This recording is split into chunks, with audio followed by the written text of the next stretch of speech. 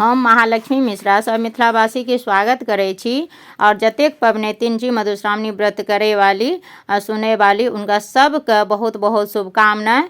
और आइ हम 10म दिन के कथा सुनावे के लेल जा रहल छी। तो 10म दिन के कथा में जे छे से कार्तिक के जन्म और गणेश के जन्म हेते। ऐसे पहिने जे छे से 9म दिन के कथा में मैना के मोह भंग भेल रहा और तकर बाद गौरी के विवाह भेले रहा। आ तो कथा जे छे से कथा सिर्फ अथी के नहीं छिए, कथा में हर कथा में न किछ रहस्य छुपल छे और में बहुत सारा एहन जानकारी बात जे हमरा सबके नहीं पता छल। तो तै लैके कथा के जरूर सुनबाक चाही। जे कियो भी जिनका पास भी वीडियो जाए छे ओ कथा के जरूर सुनू। आब हम 10म दिन के कथा कह रहल छी, जेमे कि कार्तिक के जन्म छे, गणेश के जन्म छे आ गौरी के दंत कथा, विदाई के भार, 4टा कथा छे। तो अहाँ सब ध्यान पूर्वक सुनू, कनिटा पैघ हेते तो ध्यान से सुनू। एक समय महादेव गौरी के संग संभोग करबाक इच्छा से निर्जन वन में गेला। ओतय ओ सुगंधित झाड़ी में संभोग करे लगला। महादेव संभोग में एतेक लीन भ गेला जे हुनका सब किछु बिसरि गेलनि। संभोग करैत करैत बहुत दिन बीत गेल। देवता लोकनि के एहि सँ चिंता होमे लगलनि।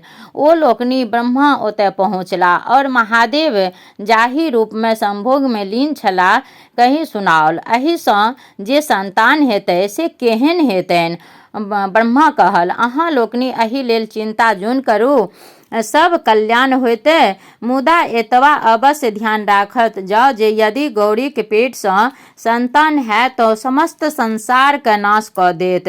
तैं हेतु अहाँ लोकनि महादेव के संभोग से निवृत्त करेबाक उपाय करे जाओ।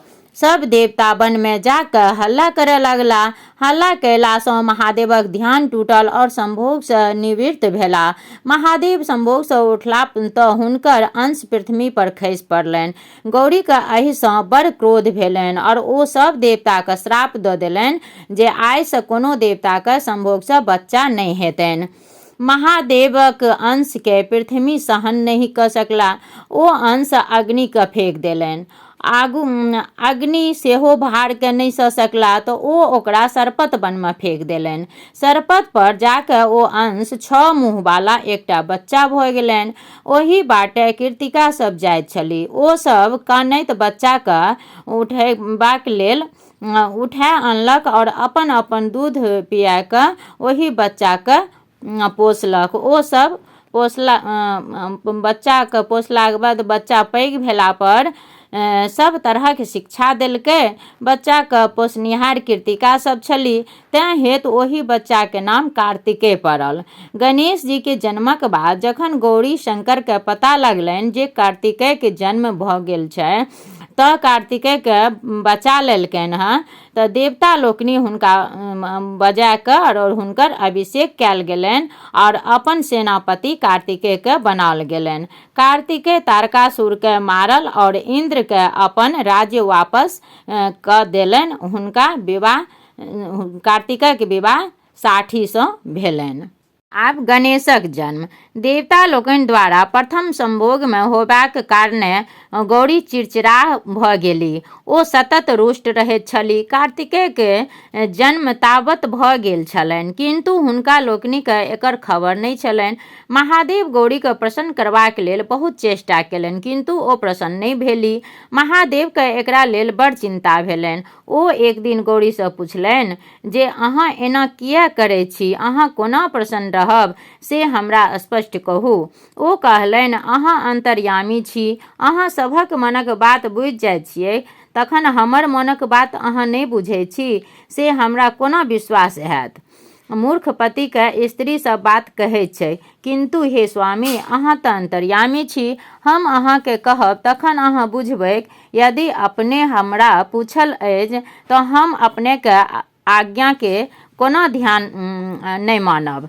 सुनू, स्त्री गणक लेल संसार में सबसँ पैघ सुख नीक पुरुषक संग संभोग करब थिक। ओही संभोग में यदि कोनो प्रकारक बाधा होइ छै तऽ एहि सँ बढ़ि कऽ स्त्री जातिक लेल कोनो दुख नहीं होइत छैक। एहि दुख सँ स्त्री दिन दिन खिन्न भ झक्की स्वभाव के भऽ जाइत छै। आब अपने सोचू जे हमरा केहन भारी दुख अछि। एक तऽ संभोग में विघ्न, दोसर अपने के अंश पृथ्वी पर खसि पड़ल, और सबसँ पैघ दुख तऽ ई जे एखन तक निसंतान छी, जकर पति स्वयं त्रिलोकीनाथ, तकरा बेटा नहि, जाहि स्त्रीक बेटा नहि तकर जीवन व्यर्थ थिक। तपस्या, योग, दान इत्यादि नीक कर्म आन जन्मे काज दैत छैक, मुदा नीक बेटा एहि लोकमे परलोकमे सबठाम सुख दैत छैक। हे प्राणनाथ, अहाँ सर्वोपरि सर्वज्ञ छी। हम आब कोन उपाय करूँ, कृपया अपने हमरा कहू। पार्वतीक बात सुनि महादेव कहलनि, हे प्रिय, निराश नहि होवे, सब बातक उपाय छैक।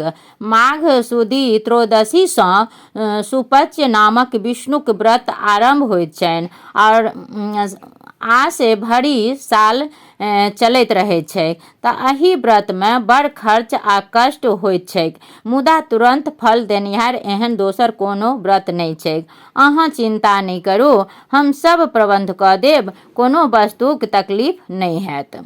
गौरी प्रसन्न भऽ अगिला माघसँ सुपक्षक व्रत आरंभ कऽ सविधि समाप्त केलनि। व्रत समाप्त कऽ गौरी महादेवक संग कैलाशक एक सुंदर निर्जन स्थानमे सुख विलास करय के लेल लागि गेली। जखन महादेवक अंश खसबाक समय भेलनि, तखन भगवान विष्णु एक बूढ़ तपस्वी ब्राह्मणक रूपमे ओतय गेला और हाक पारऽ लागल, हे परमपिता महादेव आ जगन्य माता गौरी, अहाँ लोकनि कतय छी? हम भूखे मरि रहल छी, किछु खुआबैक और हमरा प्राणके रक्षा करू, हम भूखल छी। कतय गेलहुँ महादेव, कतय गेलहुँ जगत जननी? विष्णु भगवान जे छै ब्राह्मणके रूपमे आबि कऽ आ ओ हल्ला करय लगलखिन।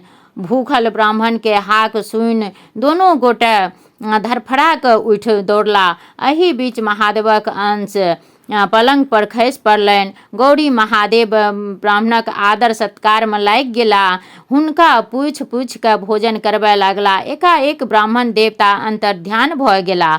ओहि समयमे आकाशवाणी भेल जे अहाँक व्रतक फल पलंग पर खेला रहल अछि, जाउ पुत्रके देखि हृदय जुड़ाउ और जीवन सफल करू। आकाशवाणी सुनि गौरी दौड़ली, देखै छै जे एक सुंदर बच्चा पलंग पर खेला रहल अछि और अपन अंगूठा चोबि रहल अछि। दोनों अंगूठाके असीम आनंद, दोनों गोटाके असीम आनंद भेलनि। कैलाश नगर महा उत्सव मनाओल गेल। देवता लोकनि आब बच्चाके आशीर्वाद दैत छल। हिमालय सेहो सपरिवार एला। बच्चाके नाम गणेश राखल गेल। एहि उत्सवमे शनिदेव सेहो आयल छलाह। गौरीके आग्रह केला पर ओ बच्चाके ओछे पे देखल। अगले गणेशक गर्दन कटि गेल। भगवान विष्णु तुरंत एक विशिष्ट हाथीक गर्दन काटि गणेशक धरमे जोड़ि देल और अमृत छीट हुनका जियाओल गेल। ओहि दिनसँ गणेशक मुँह हाथीक मुँह सन छनि। एहि उत्सवमे गौरी और महादेवके देवता लोकनिक पता लागलनि जे हुनक प्रथम संभोगक फलस्वरूप कार्तिकेय जन्म भऽ गेल छलनि। ओ कृतिका लोकनिके संरक्षणमे छथि। तऽ गणेशक विवाह दक्ष प्रजापतिक बेटी पुष्टिसँ भेलनि। अब गौरी के एकटा दंत कथा। हिमालय के चारिम बेटी बड़ गौरी भेलथिन, तेँ हुनकर नाम गौरी पड़लनि। गौरी जखन विवाह योग्य भेलथिन तऽ मनाइन हिमालयके कहलथिन जे अपने बैसल छी, कन्यादानक कोनो व्यवस्था नहि करैत छी। कोनो बुढ़वा आबैत अछि आ बेटीके लऽ जाइत अछि, ई नीक बात नहि थिक। कोनो व्यक्तिके पठा कऽ नीक वर ताकू। जाहि तरह नीक लोक सब कन्यादान करैत अछि, एहि बेर हम तहिना कन्यादान करब। हिमालय सोचय लगला जे एहन के लोक छथि जे सब ठाम जाइत छथि, सभक गुण दोषके जानैत छथि। एकाएक हुनका नारद मुनि स्मरण भेलनि। ओ नारद मुनिके बड़ तकबाक भार दऽ देलनि और विवाहक ओरियानो करय लगला। नारद मुनि पुनः ओहि बुढ़वा महादेवके वर ताकल। खूब साज बड़ बरियाती आयल। दाइ माय सब बड़ बरियाती देखल गेली। देखै छै जे बड़क आँखिमे कीची पीची लागल और भरि देह साँप लटकल छनि। बरियातीमे किओ कना तऽ किओ खोर, किओ बहिर, किओ नांगर, किओ लुल्हा, आखियो स्त्रीगण आबि नारद मुनि के गारि पड़ि रहल छनि और बड़ बरियातीके घुमाबे लागल। जखन गौरी ई बात बुझलनि तऽ ओ मोने मोन महादेवक प्रार्थना कयल और नीक रूप धारण करबाक लेल गुहार लगाओल। महादेव ऐसे कैल तुरंत सब सांप बिला गेल अपने सुंदर पीत पटम्बर पहिर कऽ शंकर रूप भऽ गेला। हुनकर एहन सुंदर रूप देख सब कियो चकित भऽ गेलनि। शुभ शुभ के विवाह संपन्न भेलनि। मनाइन खुशी सँ बेटी जमाय के विदा कैल। महादेव गौरी संग खुशी से रहऽ लगला। ओकर बाद एम्हर मनाइन देखलखिन जे बहुत दिन हुनका गेला भए गेलै हँ, तऽ बेटी जमाय के विदा के मेना किछु दिनक बाद विदाई के भार पठौलनि। भार में दही, केरा, खाजा, लड्डू, चूड़ा, ठकुआ, मलपुआ, फल फलेरी जतेक होइ छनि तऽ ओ सब किछु लए कऽ महादेव के एतऽ भेजलखिन। महादेव के एतेक वस्तु रखबाक जगह नहि छलनि और घर में कियो खेनिहार नहि छलनि।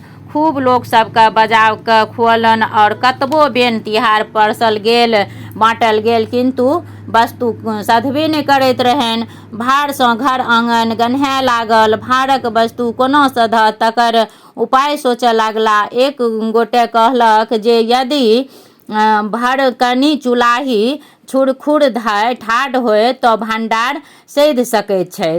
तऽ खोज पुछार कऽ कऽ एकटा भड़कनी चुलाही ताकल गेल, ओकरा धुरछुर सटा कऽ ठाढ़ कऽ देल गेलनि, तखन ओ भारक वस्तु सब सधल।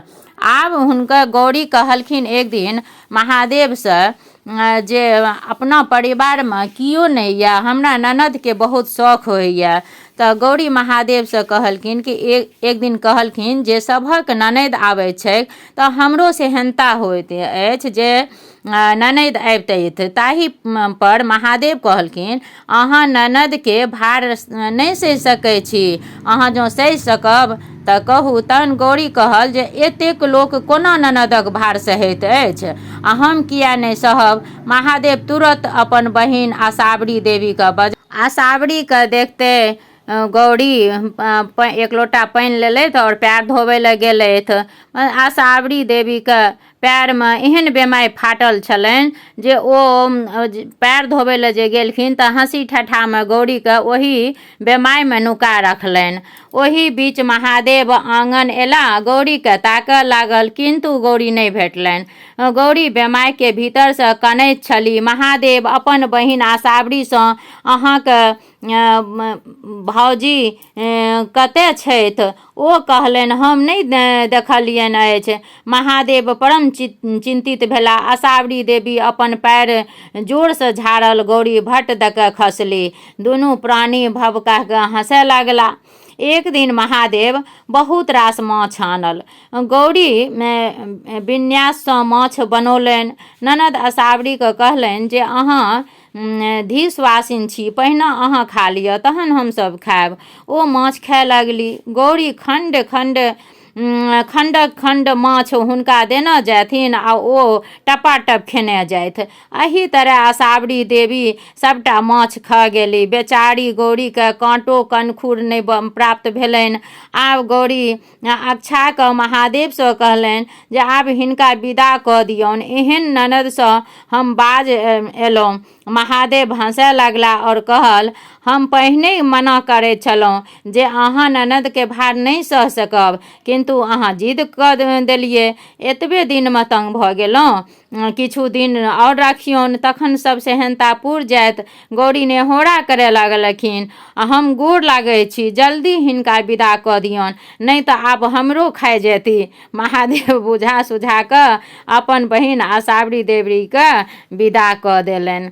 आब एक दिन फेर गौरी के भगना भगनी के शौक भेलनि तऽ गौरी महादेव सँ पुनः एक दिन कहलखिन कि हे नाथ, सभके भगना भगनी आबे जाइ छै, मामी सँ हंसी खेल करे छै कि हमरो तकर बड़ सेहनता होइत अछि। महादेव हंस कऽ कहलखिन जे ननद के सेहनता तऽ नीक जकाँ पुरि गेल, आब भगना भगनी के सेहनता सेहो पुरि जायत, मुदा हमरा बाद में उल्हन नहीं देब। गौरी गंगाजल भरे गेली। खूब जोर पुरबा पछबा बहय लागल। हुनका अपन कपड़ाके सम्हार नहि रहलनि। कतबो सम्हारे तैयो आँचर उघड़ जाइत, साड़ी उड़िया जाइन, माथ पर नहि रहनि। गौरी लाजे कठोत होमे लागली। ओ महादेवसँ कहलनि, देखू तऽ हमरा ई बसात आब बेनग्न कऽ देलक हँ। महादेव कहलथिन, ई बसात पुरबा पछबा अहाँके भागिन भगिनी छी। ई लोकनि अहाँके सेहनता पुरा रहल अछि। दुनू गोटा मिल कऽ अहाँसँ हँसी ठट्ठा आ धूर्तता करैत छथि। हँसी के गौरी कहलथिन जे ई जहिना अहाँके पार कियो नहि पाबि सकत, तहिना अहाँके सर सम्बन्धी बहिन भगना भगनी पर कियो नहि पाबत। आब अपन भगना भगनीके हटाउ। महादेवक इशारासँ बसात रुकि गेलनि। अब गौरी की छिनार। एक समय महादेवके गौरी कहलथिन, हे महादेव, अहाँ त्रिलोकीनाथ छी, अहाँ चोरनी आ छिनारके कोनो चिन्ह किया न दै छियै? तऽ अहाँ सब किछु कऽ सकै छी। तऽ महादेव कहलथिन कि हम अहाँके बात मानल, मुदा ककरा कोन चिन्ह देबाक चाही से अहीँ कहू। गौरी कहलथिन जे छिनारके सींग और चोरनीके नांगेर दऽ दियौ। एक दिन गौरीसँ महादेव कहलथिन जे आइ हमरा माछ खेबाक इच्छा होइत अछि, अहाँ माछ खुआउ। गौरी माछ लाबे गेली। मलाह टोलीमे माछ नहि भेटलनि तऽ ओ धारक कात विदा भऽ गेलनि। मलाह टोलीमे माछ नहि भेटलनि तऽ ओ धारक कात विदा भऽ गेली। ओतऽ स्वयं महादेव मछुआराके रूपमे माछ मारैत रहैत। गौरी मछुआरासँ कहलथिन, हो मछुआरा, माछ छ की भादभक? मछुआरा कहलक, आइ हमरा बेचैके मोन नहि अछि। यदि अहाँके माछ लेबाक बड़ खगता अछि तऽ हमर मनक बात पूरा कऽ दिअ। अब जे गौरी चिन्तामे पड़ि गेली जे महादेवके माछ खेबाक मन भेलै आ हुनकर इच्छाके पूर्ति हम कोना नहि करबै, तऽ हमरा ओ की कहता। तऽ ओ सोचय लगलखिन आ हुनका इच्छा पुरेबाक प्रयास करय लागलखिन। एही बीच गौरीके माथ पर सिंह उगि गेलनि। ओकरा कतबो झाँपैत ओ बढ़ले जानि। महादेव हँसैत बजला, आइ तऽ अहाँ देखार भऽ गेलहुँ। गौरी लजा गेली। ओ कहलनि, हे महादेव, अहाँके पार के पाबि सकैत अछि जे नहि हमरासँ अहाँ कराबी। फेर चोरनी कहलखिन रह बनबै लए, चोरनीके कहने रहे नांगेर दै लए। तऽ एक दिन महादेव हड़बड़ायल एला और गौरीसँ कहलनि जे हमरा जल्दीसँ भोजन कराओ, बहुत आवश्यक के कार्य अछि। ओही समयमे गौरीके दीर्घ शंका लागि गेलनि। कतबो रोकलनि किन्तु नहि रुकलनि। ओ तऽ रोकैवला चीजे नहि होइ छनि जे रुकतै। तऽ ओ शीघ्र ओही शंकासँ निवृत्त भऽ ढाकीसँ झाँपि देलनि। महादेव झाँपल वस्तुके देख कऽ गौरीसँ पूछल जे चोराके ई की रखने छी? गौरी लाजे कठोत भऽ गेली। ओ की कहथिन? ओ कहलखिन जे किछो नहि। तैयो महादेव बार बार पुछथिन, नहि ओहि ढाकी तरमे किछु तऽ अहाँ नुका कऽ राखने छी। आब गौरी कहथिन बार बार कि नहि किछो नहि छै, अहाँ खाउ ने, अहाँके खाइसँ ने काज यऽ, अहाँ अपना भोजन करू। तैयो जे छै महादेव रट लगा लेलखिन कि नहि बताबू ओहि तरमे की छियै। गौरीके एहि बीच बड़ पैघ नांगेर लटकि गेलनि। ओ परेशान भऽ गेली। अंतमे ओ महादेवके कतेक उचिति विनती केलनि। तऽ महादेव, आब अपन भावहट समेटू। हम जे किछु अहाँके कहै छी से हमरे पर अहाँ बजारि दै छी। तेँ अहाँके हम गोर लागै छी और हमरा जे छै से ई नांगेर हटा दिअ। अहाँके जे करबाक मन हुअ अहाँ से करू।